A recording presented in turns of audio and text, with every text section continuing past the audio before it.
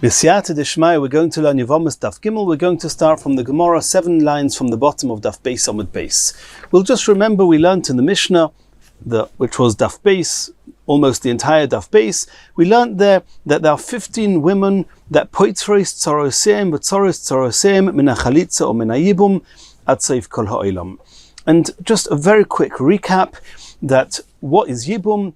If Shimon and Reuven are two brothers sharing the same father, and then Shimon passes away without children, then any of his wives, according to the Torah, a person is allowed to have a number of wives. Any one of his wives has a mitzvah to do yibum, to get married to Shimon's brother. We'll call him Reuven.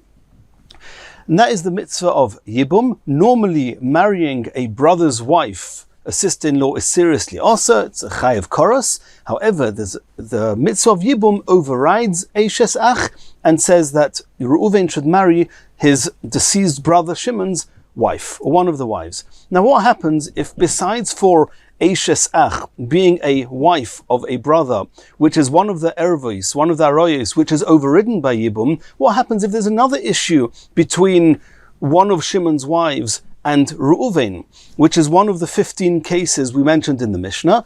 Then in that case, Reuven cannot do yibum with any one of those 15 aroyos. And not only that, but if Shimon was married to one of these 15, which are an erva to Reuven, then any other wife of Shimon also cannot do yibum, cannot get married to Reuven. That's called tzorisem. Tzoris is a rival wife, a fellow wife of the same person. However, that's all if the issue with Shimon's wife, one of his wives, was with Reuven. So Reuven cannot do yibum with any of Shimon's wives. What happens if there's another brother, Levi? Levi doesn't have that issue with any of Shimon's wives. Then Levi can do yibum with any of Shimon's wives. And if Levi does yibum with the wife that was not the real problematic wife with Reuven, the other wife, the tzara of the erev of Reuven, and Levi does yibum and marries her, and Levi has another wife called a tzara, which is now a tzara of a tzara, the rival wife of the rival wife of Shimon, then the rival wife of Shimon, the tzara of Shimon, did yibum with Levi. Levi has another wife, and that wife is a tzoras tzara. And then Levi dies without children. Reuven cannot do yibum with any of Levi's wives. That's called tzoros tzara.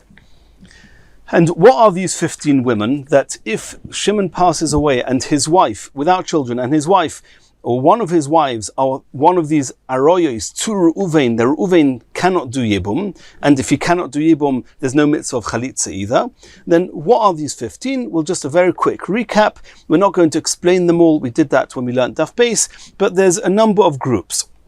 The first group of 3 is bitoi, bas bitoi, and bas benoi, his daughter, his son's daughter, or his daughter's daughter. And we explained on Daf Beis that here we're not talking about the daughter that was born to him from his wife, rather from an anusa.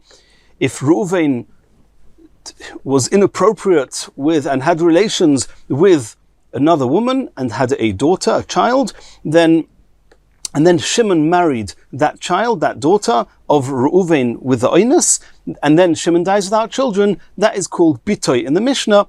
And if that daughter, the same would apply with a daughter of with the daughter of the daughter, or a daughter of a son, in the event that when Reuven did this act, then he had a son, and that son had a daughter, and then Shimon marries that daughter, dies without children, that daughter is called bas benoi. That's the first group in the Mishnah, that if any of these cases, bitoi, bas bitoi, or bas benoi, which are now nofal yibum, they fall into yibum, they are in the bracket of yibum to Reuven because Shimon had married them and died without children, then Reuven cannot do yibum. The second group is bas ishtoi, bas beno, bas bito, the daughter of his wife, the daughter of his wife's son, or the daughter of his wife's daughter. Those are 3 cases where, in the event that bas ishtoi, bas beno, bas bito were married to Shimon and Shimon died without children, then Reuven cannot do yibum. That's the second group. The third group is chamoisoi, which is the mother-in-law. If Reuven's mother-in-law was married to Shimon and then Shimon dies without children, then Reuven cannot do yibum. because it's his mother-in-law, or the mother of the mother-in-law, or the mother of the father-in-law. That's the next group. And then we have a fourth group of three, and that is achoisoi me'imoi. If Reuven's sister, but sharing the same mother, not sharing the same father, and his sister married Shimon, and which was brother, they were sharing the same father, Reuven and Shimon. Shimon married the sister of Reuven, but the sister only from his mother. Then Shimon dies without children. Reuven cannot do yibum. That's achois me'imoi, or achois imoi, or the sister of his mother, or achois ishtoi, or his wife's sister. In any of these cases, then that would be the fourth group where yibum would not apply. And then the last three is really a group of two and then one. We've got Eishes Achiv Me'imoi, the wife of his brother, but the brother is only his brother from his mother, sharing the same mother, or Eishes Achiv Shlohoya Ba'ilomoi, which means that if Reuven was born after Shimon died, then Yibum doesn't apply, and then Shimon's wife to Reuven is just a regular Achis, Eishes Ach, a regular sister-in-law, and is got the chorus, the regular chorus. There is no Yibum. The final case is Kaloso, his daughter-in-law, that if Shimon married Reuven's daughter-in-law, and then Shimon dies without children, Reuven cannot do Yibum with his daughter-in-law. Those are the 15 aroyos mentioned in our Mishnah. Says the Gemara. And now the Gemara is going to discuss the order of the Mishnah. Mechta kulhu me'achois isha yalfinon. Where do we learn that if any of these 15 aroyos are now in the bracket of Yibum, which means that if Shimon was married to any of these 15 aroyos of Reuven, and then Shimon dies without children, Reuven doesn't do Yibum. It doesn't say it in the Torah 15 times. We actually learn it out from Achois Ishtoi. The 12th in the list of the Mishnah is Achois Ishtoi, and we're going to soon see on Daf Gimel where in the Psukim of Achois Ishtoi we learn this, but over there it's clear that Achois Ishtoi, which is one of the aroyos, if Shimon is married to Achois Ishtoi of Reuven, and then Shimon dies, Reuven does not do Yibum. So that's where we learn it out from. And from there we learn that all the other aroyos also, if they are in Yibum, then we cannot do Yibum. The question is, since the source is Achois Ishtoi, lisni Achois Isha Bereisha. So why is the Achois Ishtoi mentioned in the Mishnah as number 12 and not as number 1? That's the source. Answers the Gemara. Are you going to suggest a suggested answer? Tana chumra nokat. Because in the Mishnah, if we pay attention, the first 9 are actually all sreifa. That if somebody transgresses an erva of bitoi, bas panoi, bas ishtoi, bas pano, bas bito, chamoisa, im chomiv, those 9, they are punishable by sreifa.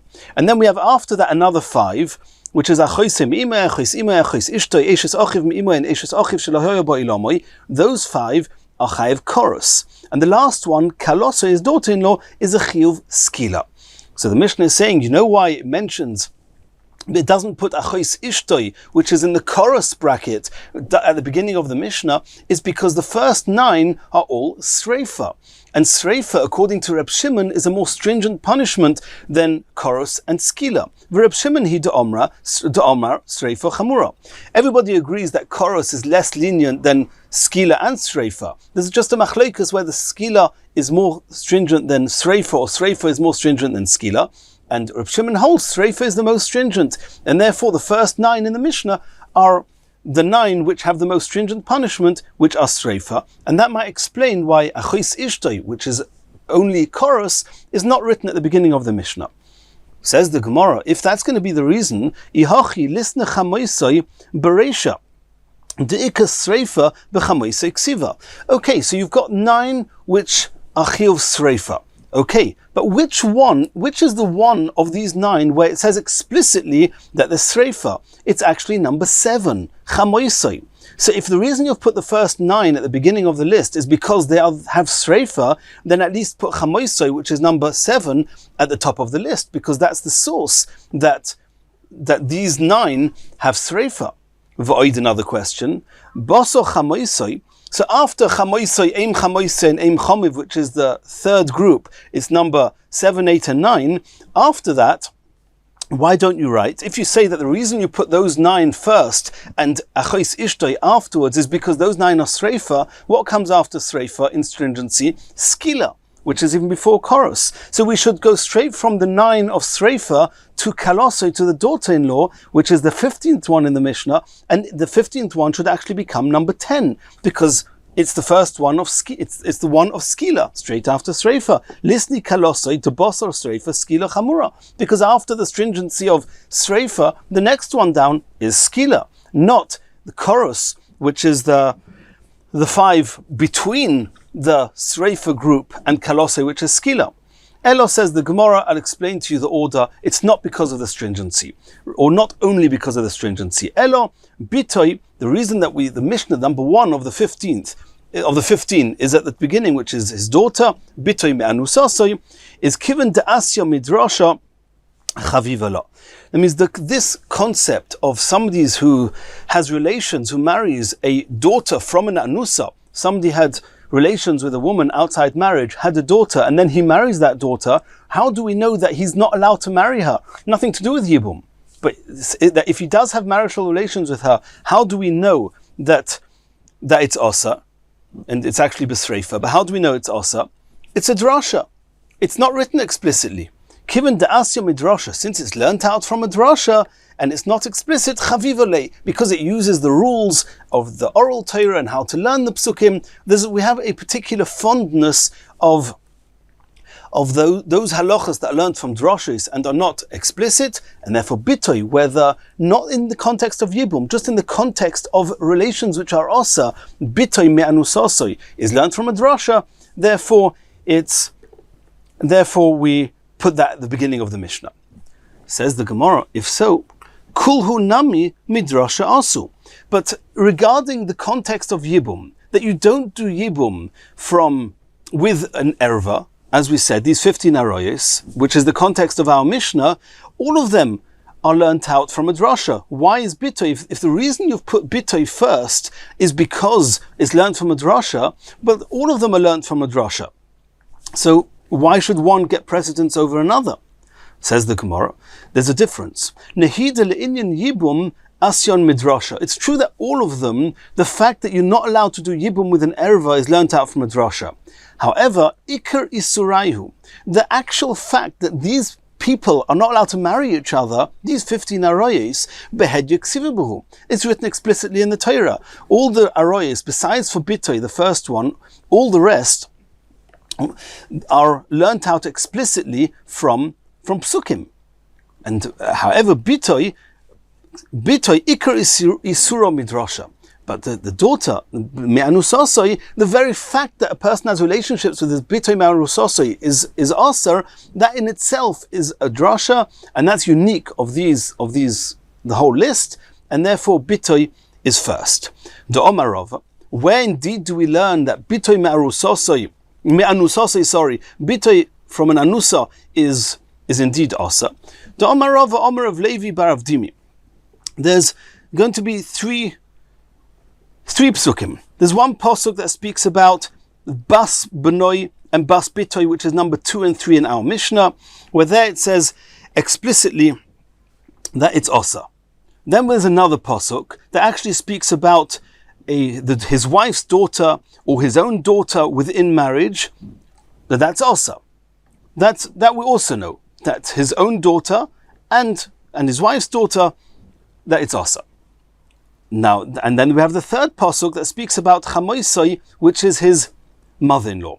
And what's interesting is that in the first pasuk, in the pasuk that speaks about bas benoi and bas bitoi, which is the daughter of his daughter or the daughter of his son, but when his child was born from oinus, from a relationship outside marriage, there it says in the pasuk heino. When it speaks about bas ishtoi, which is his own daughter or his wife's daughter within marriage, there it says in the pasuk heino and zima. When it speaks about chamoisoi, the mother-in-law, where there it says explicitly there's a chiyuv sreifa, there it says zima. So Rav said that he heard from Rav Yitzchok bar Avdimi, asya heino zima. First we learn out from heino that we learn out in the same way as his own daughter or his wife's daughter has the same stringencies, the same halacha as his granddaughter. So too regarding outside of marriage, by anusa, the bitoi is the same as bas benoi and bas bitoi. That it's asa. The fact that a daughter from an anusa and a grandchild from an anusa is the same. That we learn out from heina heina. And that's really what we want here. That's the drasha we're talking about here, that bitoi mi anusasoi is besreifa. We learn that here. The fact that it's also is learned out from heina heina. And we also learn zima zima. We learn from chamoisoi to a regular bas ishtoi, where in both of those psukim it says zima. So we learn that bas ishtoi, or his own daughter within marriage, is besreifa. And once bas ishtoi is besreifa, then also bitoi, bas benoi and bas bitoi, me'anus from oinus is also besreifa, is again learnt out from heina heina. So either way we see from here that bitoi me'anusasoi is learnt out from a drasha, and that's why it's the beginning. Says the Gemara, Hashta de omrus, kol milse de asya midrasha chavivale. If you're going to say that, as we just said now, regarding the actual issa itself of the relations, that bitoi, in contrast to the rest, where bitoi is not written explicitly, that's why it's at the beginning. If so, I would have thought that whenever you have a list of things which are learnt from a drasha, and you've got something which is explicit, the one that's explicit, which is should be at the end of the list. If so, lisni la'achois isha lebaseif. So that achois isha, number 12 that we mentioned before, that this achois ishtoi is the source within the context of yibum, that one doesn't do yibum to one of these 15 aroyas. It's written by achois ishtoi. It's the drasha. It's there explicitly, and since it's learnt out from there, it should be at the bottom of the list. So the Gemara says, "Lisni la'achois isha lebesoif." Achois isha should be written at the very last, in number 15 in the Mishnah. Answers the Gemara, no. Aidi da'ayra be'issa achvasa tona achois ishtoi. The reason that we mention achois ishtoi as number 12 is because number 11 and number 10, the two before it, there it's achoisoi me'imoi, and achois imoi, we're talking about siblings. The relationship is because it's achva, it's sisters, sister of his mother, or his own sister sharing the same mother. So we also add in achois ishtoi, his wife's sister. So it belongs there because of the context, even though it should be at the end of the list because that's where it's written explicitly. Now the Gemara says, if the only reason you've put achois ishtoi as number 12 and not as number 15 is because number 11 and number 10 is a group of achois, of sisters, take that whole group and put it at the end. After Eim Chomov, which is number 9, then go to Eishes Ochiv Mi'imoy and Eishes Ochiv Shlehe Beilomoi and Kalosoi, and then put these at the end, in order that the last one will be achois ishtoi. Says the Gemara, Elo, no. I'm going to explain to you a different theme that will help us understand the order of the Mishnah. The Tana of the Mishnah, kurva nokat. It's going in closeness, in relations.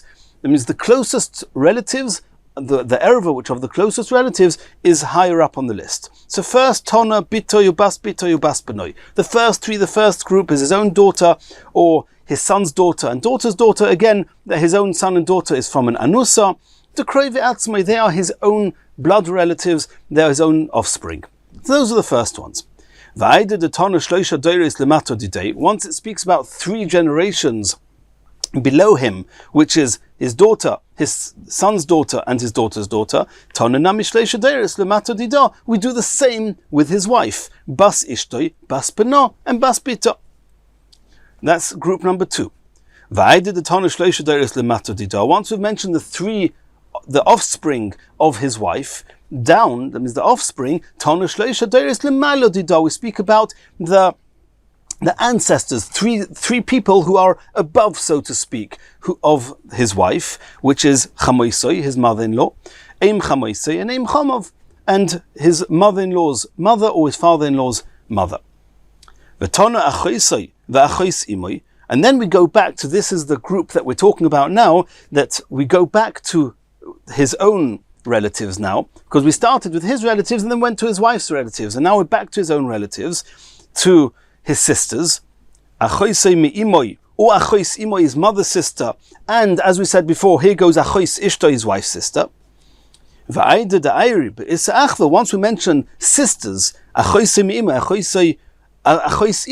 which is number 10 and 11, then Tona Achos Ishtoi, then the sister of his wife is put in here as number 12.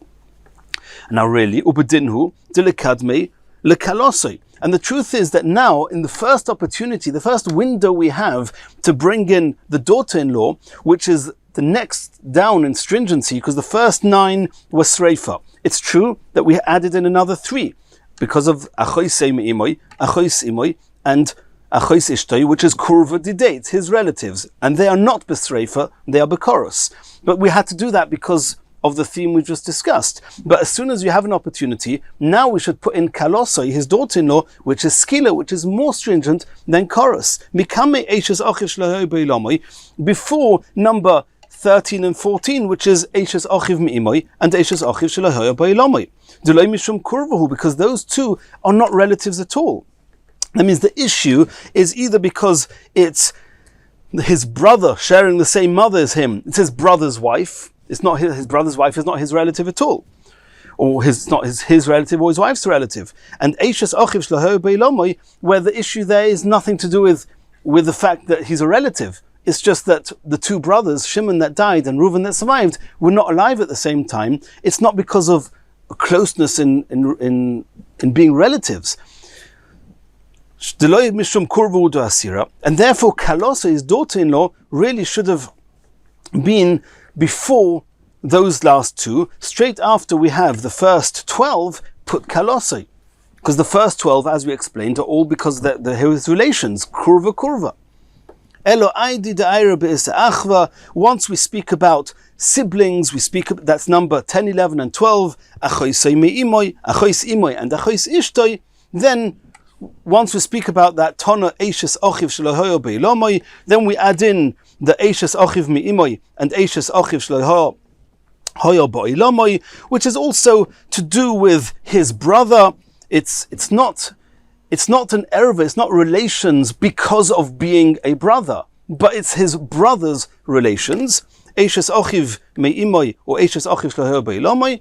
So therefore we add those 2 in, and V'hodatana Kalosoi, and then we put last at the end of the list is his daughter-in-law, which has nothing to do with any relations at all. It's not a relative, I should say. It's nothing to do with being related. It's not his relatives, it's not his brother's relatives, it's not a brother of anyone. It just happens to be that his son chose to marry this woman, so it's a daughter-in-law, and therefore it's the furthest away in relativeness, and therefore it's the last one in the Mishnah. So now we've understood the sequence, the order of the Mishnah. And now the Gemara is going back to the terminology used in the Mishnah. The Mishnah uses the terminology regarding these 15 women that poitrois, they're exempt. It doesn't say oisrois, that is prohibited. It's a ptur, it's an exemption. Poitrois, tzorosem, but tzorosem, min ha-chalitza or min ha-yibum. It first mentions chalitza, and then it mentions Yibum. We know that the primary mitzvah we're discussing is the mitzvah of Yibum, which is the surviving brother marrying the widow of his deceased brother. The Torah says that should there be any reason, good or other, that Yibum is not done, then Chalitza has to be done, which is a ceremony which we're going to discuss later on in the Masechta, but it's called Chalitza, which means that the surviving brother doesn't actually marry the widow, they just do Chalitza. Before Chalitza, that means in the event that it's permitted to do Yibum, and Yibum is not being done, one must do Chalitza before the widow can marry out and get married to whoever she wants. So now the Gemara is asking, Umay iria detana poitrois listener oisrois. Why does it say they're exempt from doing Yibum? It should say once it's prohibited to do Yibum, because as we said before, what is Yibum? Yibum is marrying a sister-in-law. A sister-in-law is seriously also in the Torah. If this Shimon would have had children and then died, and Reuven marries Shimon's wife, then it's a sister-in-law. It's Osa. It's very, very seriously Osa. But Yibum overrides it. But when there's an exemption of Yibum, then what comes straight back is the Issa of Eishes Ach, which is seriously Asa. So it shouldn't say they're exempt from doing Yibum, which would seem, and maybe we can understand as being you're allowed to do Yibum, but you don't have to do Yibum. It should say Asurais, you're not allowed to do Yibum, because if you don't have to do Yibum, then there's the Issa of Eishes Ach comes back. Answers the Gemara, Itan Oisrais, if it would have said it's Asa, it's prohibited, Havamina Osur Yabim. I may have thought, because let's try and understand. Yibum is marriage. Marriage is either mutter or osir. Chalitza is a ceremony which can never be osir. Because what's osir about it? It's about taking off a shoe and saying some things. We're going to learn about it. But there's nothing osir about it. It's either chayav or potter, either required to do it or exempt from doing it. But there's no issue there of being osir to do it. So had the Mishnah used the term asurais, that is prohibited, we may have thought, hava amina, that osur leyabim, that in the case of these 15 arayos, it's osur to do yibum. Aval michlatz chalza. But maybe I would have thought that in the case of these 15 arayos, one doesn't do yibum, but one does do chalitza. Because if it says asurais, the term osur applies to yibum, not to chalitza. Kumash Malon, the Mishnah is trying to impress on us that also chalitza is, one doesn't have to do chalitza. Asks the Gemara, the listener, asura lachloitz. So why don't you say osur, that it's prohibited to do chalitza? And we'll understand that if you can't do chalitza, of course you can't do yibum, because chalitza is only a consequence of a requirement of yibum that's not being done.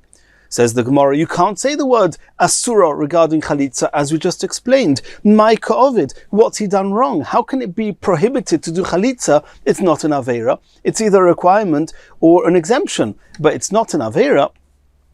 Says the Gemara, even that we don't understand. It should say asura lachloitz. It's prohibited to do chalitza. You asked a question, why would it be osir? Alom oloi. What's the problem? Of course it should be osir. You know why it should be osir? Not because the chalitza itself is an aveira, but because imat oimer choletzes, people will say that if you can do chalitza, misyabemes, because the whole chalitza is only where yibum should have been done. So if they see that you're doing chalitza, then I may have thought that you're allowed to do yibum. And that's very serious. We're talking about the 15 arayos. You're not allowed to do yibum. So in order for that mistake not to happen, it can say osir. It's a prohibition to do chalitza. So why doesn't it say asurais in the Mishnah? Why does it say pturais? Answers the Gemara, Kiven de b'moke mitzvah huda asira tzara. Because the Mishnah is talking about a rival wife, a second wife. That if one of Shimon's wife was an erva, one of the 15 arayos, to Reuven cannot do chalitza, also cannot do yibum, also to that erva, and also to the other wives of Shimon. They are called tzoris. But the concept of tzara, a rival wife, could apply any other time. What happens if you've got two people who are not related to each other? And somebody, for example, you've got Reuven and Don. Don married Reuven's daughter. And Don also had another wife. A rival wife, another wife to Reuven's daughter. And then, for whatever reason, Don died. So Reuven certainly can't marry his daughter, he can't marry his daughter. But can Reuven then marry Don's second wife, the rival wife of his daughter? It's a concept of tzara, but not in the context of yibum. So the Gemara is saying that kiven de b'mokim mitzvah huda asira tzara. Since the whole concept of tzara, a limitation of marrying a rival wife, a wife who was married to somebody who was also married to somebody who you can't marry, then sheloi b'mokim mitzvah sharia. It's only in the context of yibum that the concept of tzara is an issue, but in the case we mentioned before, not in the context of yibum, there's no problem of being a rival wife. Reuven can marry Don's second wife. Mishum hacha tani poitreis. If it would have said in the Mishnah oisreis, that it prohibits tzaris and tzaris, I may have thought that the reason that you do not do yibum, Reuven cannot do yibum with the tzara of the erva, Shimon's second wife, is because being a rivalry wife, being a wife together with an erva, means that the status of the erva also applies to the other wife, and that might apply even outside the context of yibum. And because asurais just means that an erva puts an isser onto the tzara, onto the other wife, in which case Reuven would not be able to marry the second wife of Don. And since that's not truth, because Reuven is allowed to marry the second wife of Don, then it must be that it's only within the context of Yibum that since that Erva makes that the rival wife cannot do. It does not require or is not allowed to do Yibum, and then by default the reason that Reuven cannot marry that second wife of Shimon is because it's of Eishes Ach, because it's the wife of Reuven's brother. But it's that because it's Eishes Ach, not because it's a rival wife of one of the Aroyas to Reuven. And in order that we shouldn't make a mistake, therefore it does not say Asuros, it says Poitres. Mishum Hochatoni Poitres.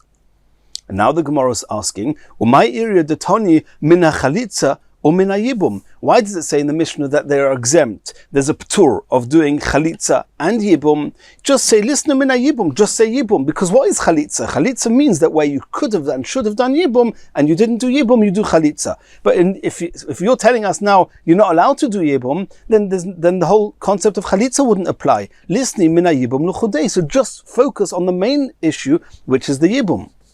Answers the Gemara, Itana mina yibum, if it would have just said that the potter from doing yibum, havamina, I may have thought that yibum, which is marriage, you're not allowed to do. But the fact that Shimon died without children, at least do chalitza with one of his wives, michlatz cholza, and only yivuma loy miyabma. You should do chalitza, and only yibum you cannot do. You cannot do yibum because it's an erva. Komash malon. So the Mishnah is coming to impress on us that kol ha'oyle le'yibum oyle le'chalitza. Only somebody who's allowed to do yibum and has to do yibum is allowed to do chalitza or does chalitza. V'kol she'eino oyle le'yibum, but anybody who's not in the bracket of yibum because it's one of the aroyos or a tzara of an erva, eino oyle le'chalitza, also doesn't do chalitza, and therefore the Mishnah has to say that they're exempt also from yibum, also from chalitza. So says the Gemara, okay, granted, we understand, you need to say it twice. You need to say also Yibum, also Chalitza, to tell us that Chalitza only applies when there's Yibum. But at least write Yibum first. V'lisne mina Yibum or mina Chalitza. What does it say in the Mishnah? The Mishnah says that they are Poitris Tzorosem, Tzoris Tzorosem, minha Chalitza or mina Yibum. It mentions Chalitza first. Why does it mention Chalitza first? It should say Yibum first. Inami, or it should just say mina Chalitza luchudei. Just say they're exempt of Chalitza. And that's enough. And we'll understand that if they're exempt from chalitza, obviously they're also going to be exempt and prohibited of doing yibum. Answers the Gemara, the reason the Mishnah writes it this way is Abba Shaul. It's because it's the opinion of Abba Shaul. And the Omar Abba Shaul holds, we're going to learn about this later on in the Masechta, that mitzvahs chalitza kudemes lemitzvahs yibum, because Abba Shaul's got an opinion that if you're not doing yibum exclusively with pure intentions of doing a mitzvah, but you have any other ulterior benefits and motives, then it's a big issue, because let's remember, yibum is with a sister-in-law, which is very much osir, and if you're transgressing that issa, it's not a transgression, it's a mitzvah, it's yibum, but it has to be done mitzvahs yibum. Therefore, Abba Shaul said that it's rather do chalitza than do yibum. Mitzvahs chalitza kudemes lemitzvahs yibum. And since the Mishnah wants to impress on us, rather do chalitza than yibum, it first mentions chalitza and then yibum. Continues the Gemara, and now the Gemara is going on to another topic in the Mishnah. The Mishnah says, Chomesh esrei noshim poitres tzorosem atzoros tzorosem, that there are 15 women who if they are married to Shimon and then Shimon dies without children, then since they are related somewhat, they're an erva to Reuven cannot do yibum. And then the Mishnah says, on the top line of Daf Yomot Daf in the Mishnah, after the end of the 15, it says, Hare Eilu, these are those 15 that are Poitris Tzorosem, Atzaros Tzorosem. Now the question is, you can just tell us, the halacha is that 15, that these women, if Shimon is married to any of these women, Reuven cannot do Yibum. Why do you have to count for us? Whenever we have in a Mishnah a number, a counting, we always ask ourselves, are you coming to exclude something? I mean, you're not teaching me how to count. It must be these 15 to the exclusion of something else. And then when it says again, Hare Eilu, these are the ones that are Poitris Tzorosem, Atzaros Tzorosem, again, it's as if it says these to the exclusion of others. We have to know what case would we have thought would belong to the bracket of those mentioned in the Mishnah, these 15 aroyos, but are not here and are excluded by the fact that it says these 15 and only these. Says the Gemara, Minyona Dereisha, the number, the counting that it says at the beginning of the Mishnah, when it says Chamesh Esrei Noshim, what's it coming to exclude? Uminyona de Seifa, and then at the end of the list, again it says these to the exclusion of any others, Lim Ute Mai, what's it coming to exclude? Says the Gemara, Lim Ute Derav Uderav Asi. And we're not going to discuss this now at length, but we're going to learn on Daf Yud Aleph Amud Aleph that there's something called a Tzoras Soita.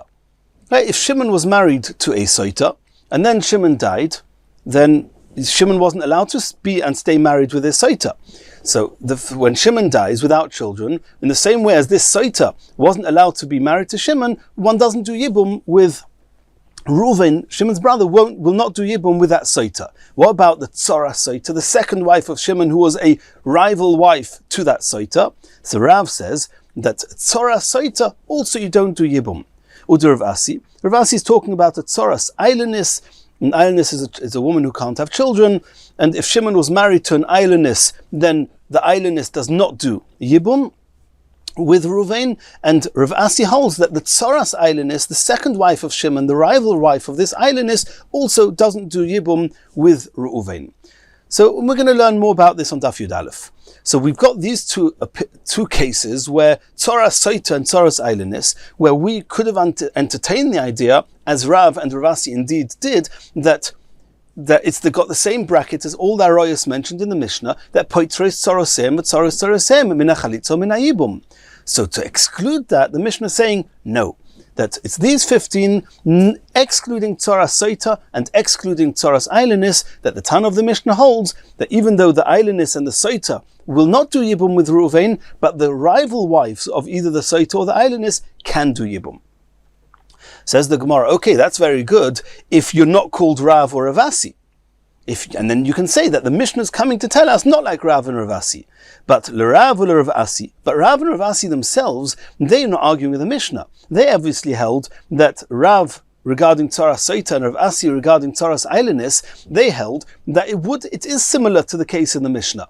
So the Gemara is soon going to ask, why is it not written in the Mishnah according to Rav and Rav Asi? But before we get to that, according to Rav and Rav Asi, the Mishnah is clearly not excluding those cases. So according to Rav and Rav Asi, the question comes back, why does it say 15 and why does it say Elu, the Minyana de Reisha and Minyana de Seifa?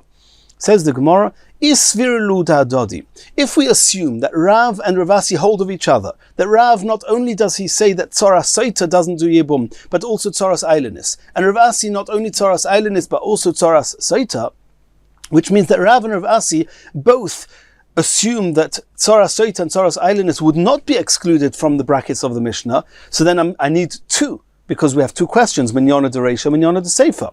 So the Gemara says, Chodelim ute tzoras mema'enes, v'chodelim ute tzoras machzir gurushosei.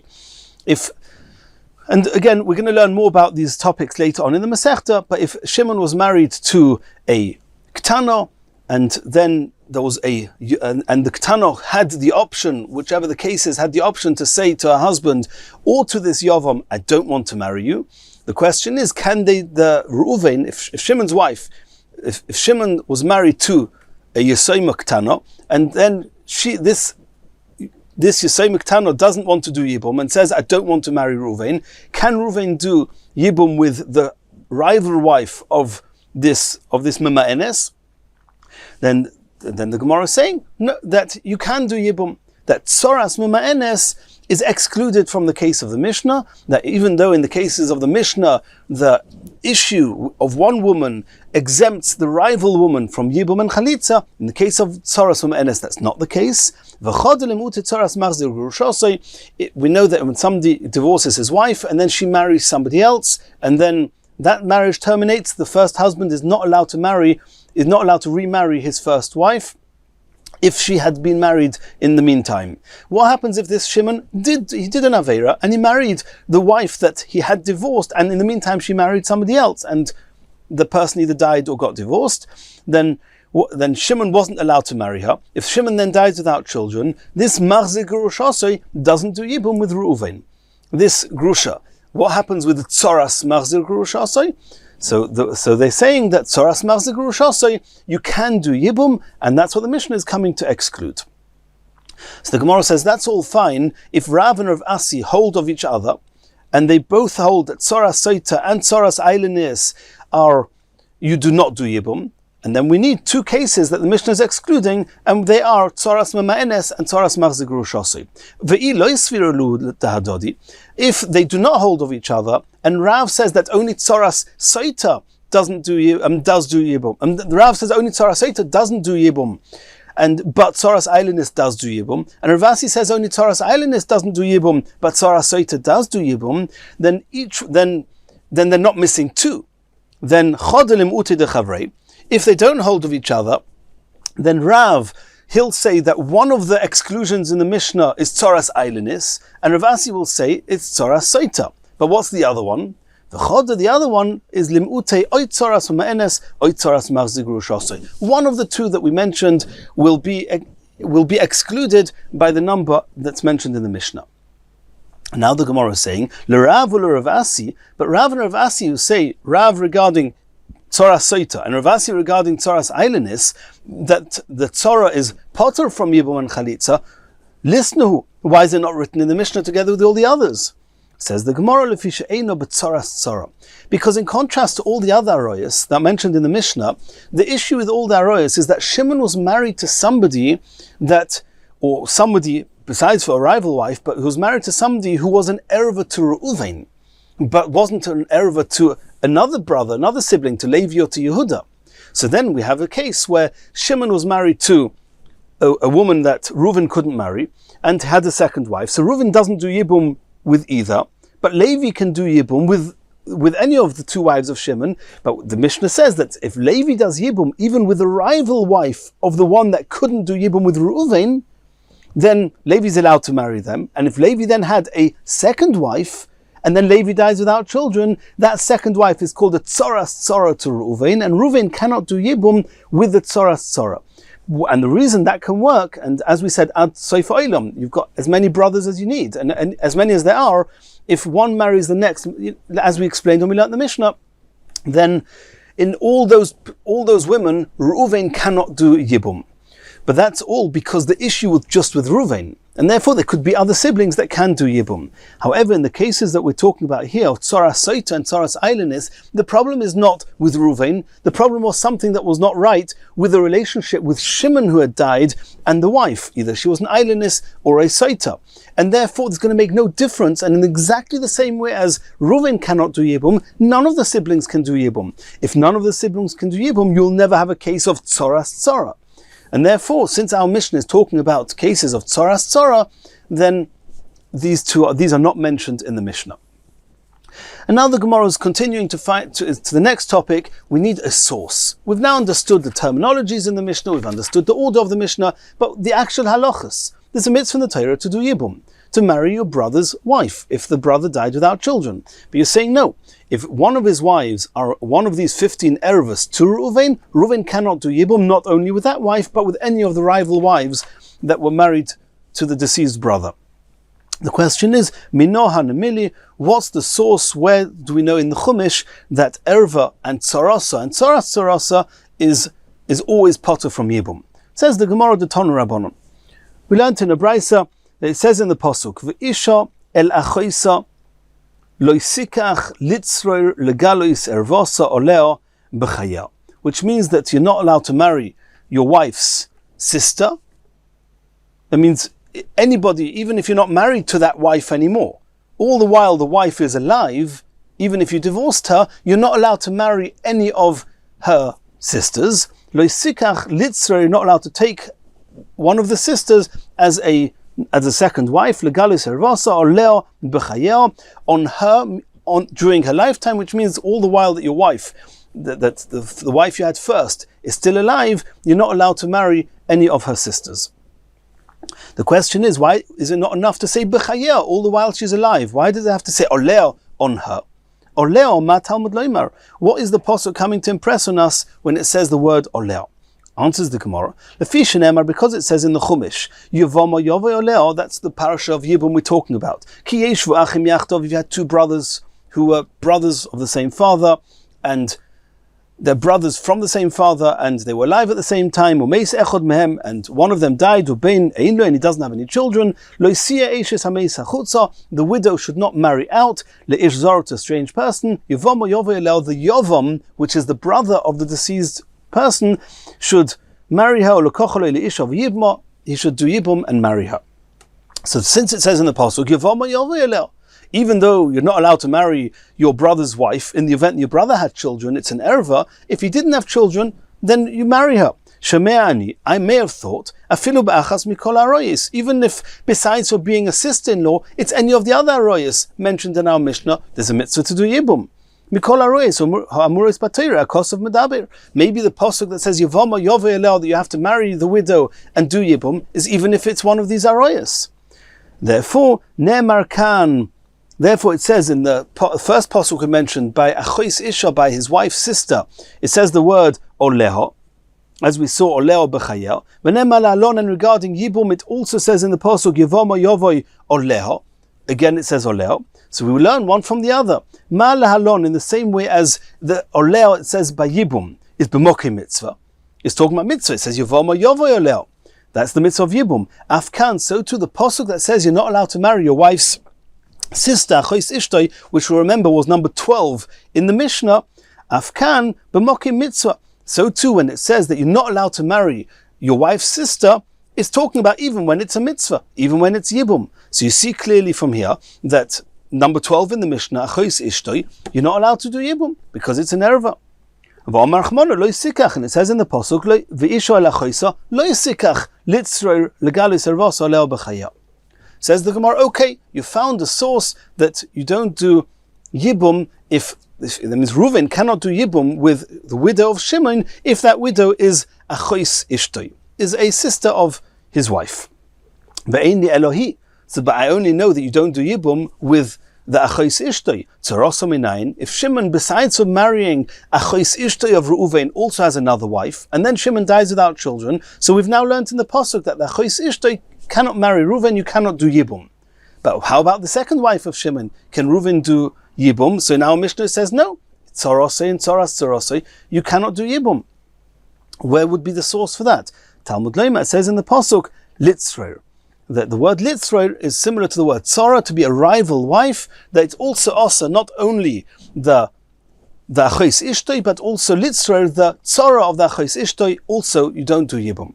So I know that if Shimon was married also to Achois Ishtoi of Reuven and also to another wife, both can't do Yibum with Reuven.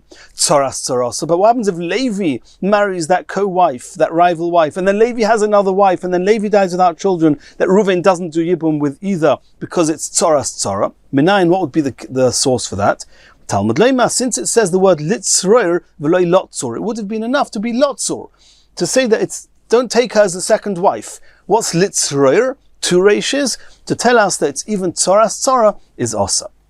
Says the Gemara, okay, Ein the Elo Achois Isha. You found a pasuk in the erva number 12 in the Mishnah, Achois Ishtoi, and there you found a pasuk where it says Lesikach Litzroir Galu Servasa Oleo. Between Oleo and Litzroir we know the halachas. Shar Aroyas. What about the other 14 Aroyas mentioned in the Mishnah? Minayin, how do you know that you don't do Yibum, not with them, not with the Tzaris, and not with the Tzaras Tzaris?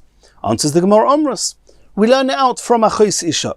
And you remember early on in the Daf we saw that Achois Isha, this is the source, that one doesn't do Yibum from with all these 15 Aroyas, and this is where the Gemara is speaking out. Ma Achois Isha in the same way as an Achois Isha. If Shimon was married to the sister of Reuven's wife, and then Shimon dies without children, Reuven cannot do Yibum. Is Isha, Ma'achois Isha, that miyuchedes, what's unique about Achois Ishtoi? That's shehi erva. Number one, it's one of the aroyas. Regular case, marrying an Achois Ishtoi, it's an erva. V'chayovin al zdoina koros, if you marry her, you have relations with her intentionally, it's chayev koros. V'al shigagosa, and if you have relations with her by mistake, chatos, you chayev chatos. V'asura leyabim, and you're not allowed to do Yibum, as we just learnt here from Oleho and Litzrer. Afkol, we learn from there, so too anything that's similar to this. Kol shehi erva, any erva. V'chayovin al zdoina koros, and that you get chorus or worse. V'al shigagoso chatos, and if you do it by mistake, you have to bring a chatos. Asura leyabim, it's also to do Yibum. And this is the source that all the 15 aroyas, that Reuven doesn't do Yibum. Ve'ein di Elohein. Okay, so you know that these aroyas are similar to Achois Isha, and Reuven cannot marry them even if it's a mitzvah of Yibum. Tzorisein minayin, how do you know that the co-wives of all these other 14, you also don't do Yibum? Answers the Gemara again, Omras, we learn it from Achois Isha. Ma Achois Isha miyuchedes, what's unique about Achois Isha is shehi erva. It's an erva. V'chayovin al zdoina koros. If you marry them intentionally, there's chiyuv koros. V'al shigagos chatos, and by mistake it's a chatos. V'asura liyabim, and you're not allowed to do yibum. V'tzaros asura, as we learned from Litzroyer, that it's also to do yibum even with the tzara. Afkal, so too. Kolshi erva. V'chayovin al zdoina koros. V'al shigagos chatos. V'asura liyabim. Tzaros asura. So it's the same as we said before. We learn it out from Achois Ishtay. Mikan Omru Chachomim, this is the source, what it says, what we saw in the Mishnah, that Chamesh Esrei Noshim, these 15 women, Ptur Poitrei Sorosein, with Sorosein, not only do they exempt, are they themselves exempted, but they exempt their rival wives and the rival wives of the rival wives, Mina Chalitza, Mina Yibu, Matzei Fa'ilam, as we saw in the Mishnah. Says the Gemara, Yochel Sh'animar Be'af Sheish Aroyos Chamuros Me'elu.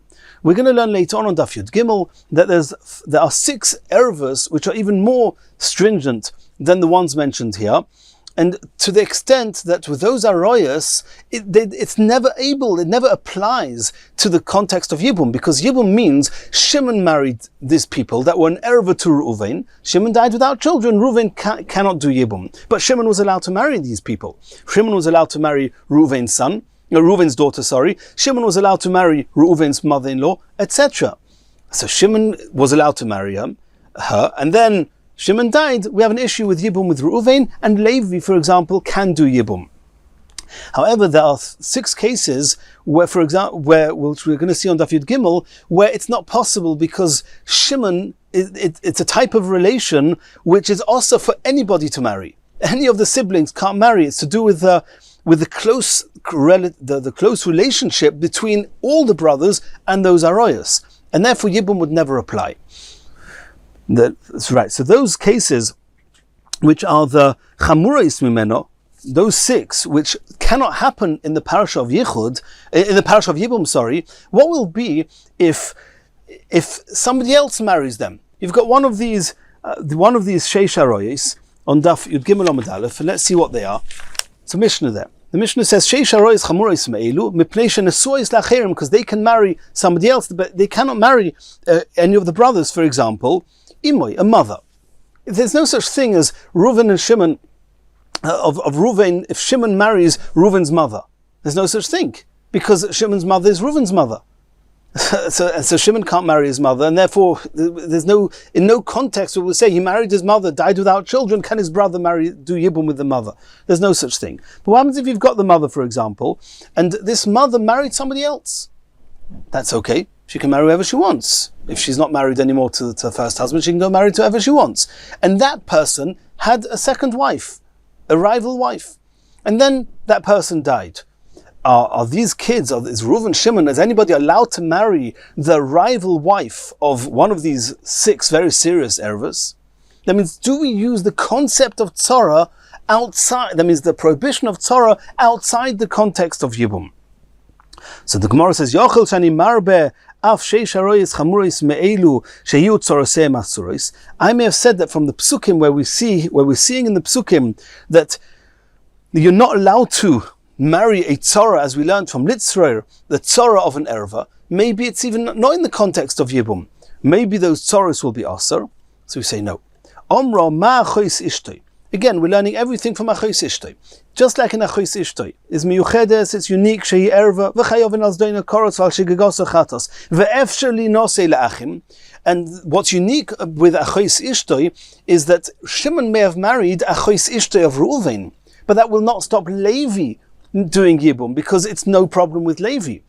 Efsheli nosei la'achim, v'asura liyabim. In that case, Reuven is not allowed to do Yibum. V'tzaros asura, and the tzara of that erva to Reuven is also asa to Reuven. Af kol, so to always kol shehi erva v'chayoven al zdoina koros v'al shegosa chatos v'efshe linase le'achim, and they could marry one of the other brothers. Only then v'asura leyabim. Only then tzarosa asura. Then they're not allowed to marry. Reuven's not allowed to marry the tzara. But those 6 aroyas which are more stringent, they are excluded. Because that erva cannot marry any of the siblings. If it cannot marry any of the siblings, then litzroyer is not excluding it, because litzroyer is only excluding something similar to chos ishtoi, where chos ishtoi is a problem with one brother, not to the other brother. And therefore, a regular tzara of these serious aroyas is no problem. There's no concept of tzara outside Yibum. The whole issue of tzara is only in the context of Yibum. Says the Gemara, as Horo Shamanu, everything we've just learnt now is you brought me psukim from Achos Ishtoi that it's also to marry, it's also to do Yibum. Oynish minayin, how do you know that if you do Yibum in these cases with these 15 women or with the tzaris, if you do it, that it's seriously asa? Because once you're not allowed to do Yibum, we know that the Issa of Eishesach comes back, which is one of the Aroyas. But what's the source for that? Maybe if you do Yibum, it was Asa, but you won't have the serious punishment. Says the Gemara, no. Omar Kroy, it says in the Pasuk, Kikol Asher Yasa Mikol Atoiva Yisraela v'nichrusu anafoshes oisos mekerev amom, from the fact that it says Kol Asher Yasa